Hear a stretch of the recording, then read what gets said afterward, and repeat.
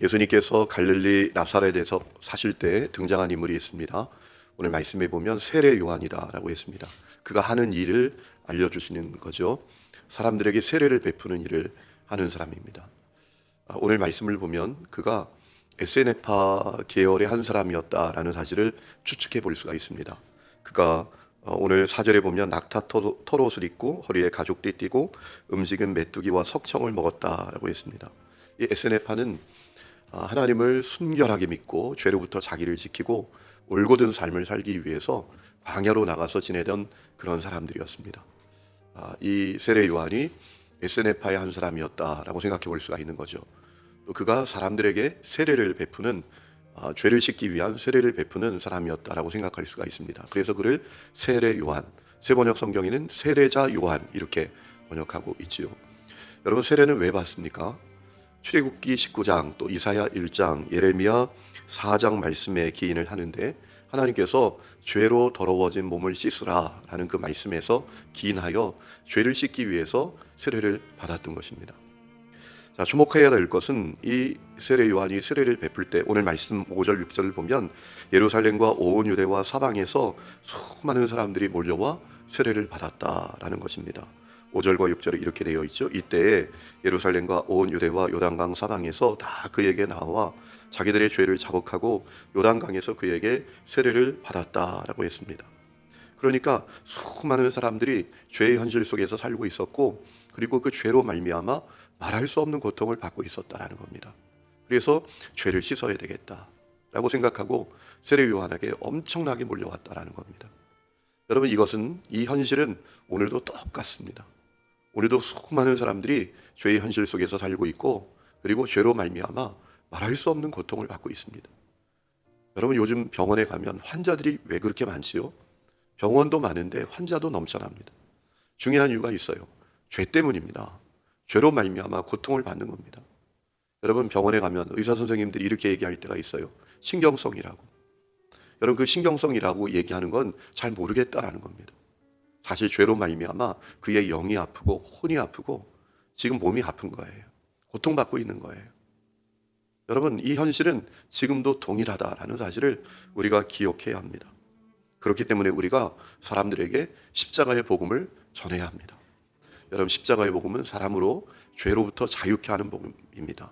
진리를 알지니 진리가 너희를 자유하게 하리라 라고 하셨습니다. 여러분, 이 말씀을 여러분 기억하시고 복음을 전하는 분들이 되시기를 축원합니다. 오늘도 똑같은 현실입니다. 사실 요즘은 더 죄짓기가 쉽죠. 예전에는 태어나면 그저 한 동네에서 삽니다. 그리고 뭐 죄지을 게 있습니까? 일어나면 밭에 가서 일하고 해지면 밥 먹고 일찍 자고.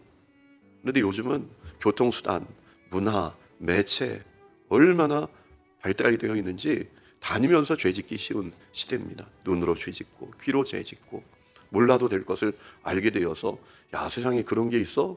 나도 한번 해볼까? 그러고 죄짓고. 여러분, 과거보다 훨씬 죄짓기 쉬운 시대가 이 시대고 그래서 수많은 사람들이 죄로 고통받고 있어요.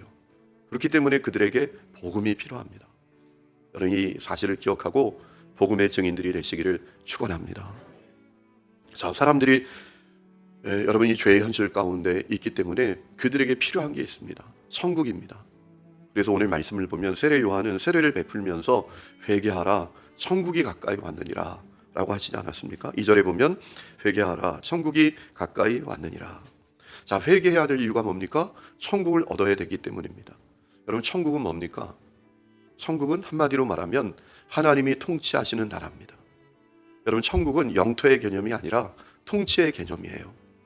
여러분, 우리가 죽어서 천국을 갑니다. 거기가 왜 천국입니까? 주님이 계시고 주님이 통치하시니까 천국이죠. 여러분, 예수 믿으면 천국을 누리게 됩니다. 왜 그렇죠? 삼위일체 하나님이신 성령께서 우리 안에 오셔서 우리를 통치하시기 때문입니다. 이 사실을 기억하시기를 축복합니다. 여러분, 그렇기 때문에 천국은 반드시 얻어야 합니다. 여러분, 인간의 비극이 무엇입니까? 하나님의 통치를 잃어버린 것입니다. 하나님과 분리되었습니다. 전적으로 타락하여 하나님과 분리되어서 하나님의 통치로부터 멀어졌기 때문에 모든 인간의 비극이 벌어진 겁니다. 그래서 우리가 이 천국을 얻어야 하는 것입니다. 천국은 어떻게 얻습니까? 오늘 말씀하죠. 회개해야 얻는 것입니다. 천국은 지성을 들여서 얻는 게 아닙니다. 공을 쌓아서 얻는 게 아닙니다. 천국은 어떤 공로를 가지고 얻는 것도 아닙니다. 천국은 회개해야 얻는 것입니다.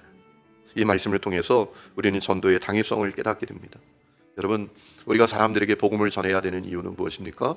그들이 천국을 회복해야 하기 때문입니다. 다시 여러분에게 말씀을 드립니다. 인간의 모든 비극은 하나님과 분리됨으로 시작이 되었습니다. 여러분, 이 사실을 기억하고 여러분들이 하나님과 친밀히 연결되어 있는 분들이 되시기를 축원합니다. 여러분, 교회 안에 머물러 있어도 하나님과 분리되어 있는 사람들이 얼마나 많은지 모릅니다. 그저 교회만 다닐 뿐입니다. 하나님과 분리된 상태에 빠져 있습니다. 그래서 그 속에 천국이 없습니다. 그래서 아무것도 아닌 일 때문에 성질내고 싸우고 여러분 그렇게 사는 거예요. 짜증내고. 그래서 우리의 자녀들이 도대체 예수를 왜 믿게 되는 거지? 이런 마음을 갖는 거예요. 용돈 받을 때는 그저 교회 다녀주는 척하다가 자기가 힘을 갖게 되면 교회를 떠나는 거예요. 이것이 오늘 현실입니다. 여러분, 기독교 교육에 있어서 중요한 통계입니다. 여러분, 먼저 우리 안에 천국이 누려질 수 있기를 축원합니다. 그리고 사람들에게 복음을 전하시기를 축복합니다. 왜 복음을 전해야 되죠? 그들이 회개하고 천국을 얻어야 되기 때문에. 그들의 심령과 그들의 인생 속에 하나님의 나라가, 하나님의 통치가 이루어져야 되기 때문이다 라는 것입니다. 자, 오늘 말씀을 보면 또 사람들이 세례를 받으러 올 때 그들 가운데 바리새인과 사두개인들이 있었습니다. 요한은 그들에게 아주 엄중하게 이야기합니다. 모든 교만을 버려라, 악독한 마음을 버려라, 그리고 진짜 회개를 해라, 변화된 삶이 따르는 회개를 해라 라고 엄중하게 외쳤습니다. 그렇지 않으면 당장 멸망하게 될 것이다 라고 했습니다. 7절에 보시죠. 요한이 많은 바리새인들과 사두개인들이 세례 베푸는 대로 오는 것을 보고 이르되 독사의 자식들아, 누가 너희를 가르쳐 임박한 진노를 피하라 하더냐? 그러므로 회개에 합당한 열매를 맺고 속으로 아브라함이 우리 조상이라고 생각하지 말라. 내가 너희에게 이르노니 하나님이 능히 돌들로도 아브라함의 자손이 되게 하시리라. 이미 도끼가 나무 뿌리에 놓였으니 좋은 열매를 맺지 아니하는 나무마다 찍혀 불에 던져지리라 라고 했습니다. 여러분, 엄중한 이야기이죠. 한마디로 말하면 진정성 있는 신앙을 가져야 된다라는 것입니다. 여러분, 이 바리새인들은 어떤 사람이었습니까? 율법을 가르치는 사람이었습니다. 사두개인들은 제사장의 역할을 감당하는 계열의 사람이었습니다. 문제는 그들에게 신앙의 진정성이 없다라는 겁니다. 하나님을 갈망하는 마음이 없습니다. 하나님을 두려워하는 마음도 없습니다.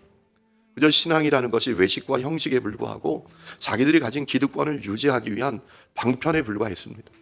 그래서 사람들이 다 회개하러 가니까 자기도 왔을 뿐입니다. 그들에게 신앙의 진정성이 없었습니다.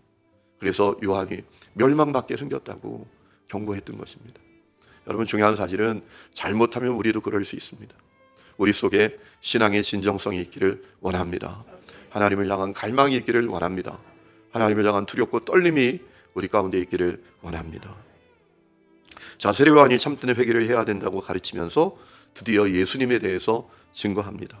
그것이 자기의 역할이라고, 자기는 소리라고 했기 때문입니다. 자, 그렇게 말하죠. 나는 물세례만 베풀지만 그는 불과 성령으로 세례를 베푸신다. 그분이야말로 사람의 죄를 진짜 씻어주시고 그리고 사람의 존재를 근본적으로 바꾸어주신다 라고 말했던 것이지요. 나는 너희로 회개하기 위하여 11절입니다. 물로 세례를 베풀거니와 내 뒤에 오시는 이는 나보다 능력이 많으시니 나는 그의 신을 들기도 감당하지 못하겠노라. 그는 성령과 불로 너희에게 세례를 베푸신다. 여러분, 성령으로 우리가 완전히 잠기게 되면 사람의 존재가 바뀌게 됩니다. 예수님이 그 일을 하신다라는 것입니다. 그분은 구원자일 뿐만 아니라 심판주가 또 되신다라고 하지 않았습니까? 12절, 손에 키를 들고 자기의 타작마당을 정하게 하사 알곡은 모아 곳간에 들이고 쭉정이는 꺼지지 않는 불에 태우시리라. 그분은 구원하는 분이시기도 하시지만 심판하시는 분이시다 라는 것입니다. 그렇게 예수님을 증언합니다. 여러분, 이 말씀을 통해서 한 가지 중요한 사실을 깨닫게 되는데, 요한은 자기의 역할과 위치를 정확하게 아는 이 사람이었습니다. 자기는 예수님을 증거하는 자다, 주님의 길을 예비하는 자다, 나는 소리일 뿐이다, 나는 예수님의 신발을 들고 다니기에도 합당하지 않은 자다 라는 사실을 확실히 알았다라는 것입니다. 여러분, 이 신앙이 오늘 우리에게도 필요합니다.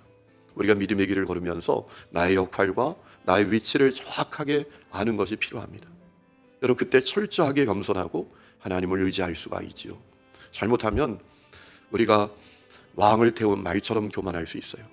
여러분, 왕이 말을 타고 갑니다. 사람들이 다 절을 합니다. 그러니까 이 왕을 태운 말이 얼마나 교만한지. 여러분, 우리가 잘못하면 그럴 수 있습니다. 여러분, 우리의 인생은 주님으로 말미암아 존재하고 주님으로 말미암아 지탱되고 주님으로 말미암아 유지되는 것을 믿습니다. 이 사실을 기억하고 나의 위치를 정확하게 알고 날마다 겸손으로 하나님을 향한 갈망으로 믿음의 길을 걸어야 할 줄로 믿습니다. 사두개인과 바리새인들이 왜 그렇게 교만해졌나요? 여러분, 그들이 자기의 위치를 알지 못했기 때문입니다. 우리는 참으로 연약한 종에 불과하다. 하나님의 은혜 없이는 한순간도 살 수 없는 존재에 불과하다. 이 마음을 잃어버리니까 그들의 마음이 변질되고 외식뿐인 신앙, 심판받게 된 그런 신앙이 되었다라는 것입니다. 오늘도 잘못하면 그렇게 갈 수가 있습니다. 여러분, 오늘도 깨어서 겸손한 믿음의 길을 걷는 저와 여러분이 될 수 있기를 주의 이름으로 축원합니다.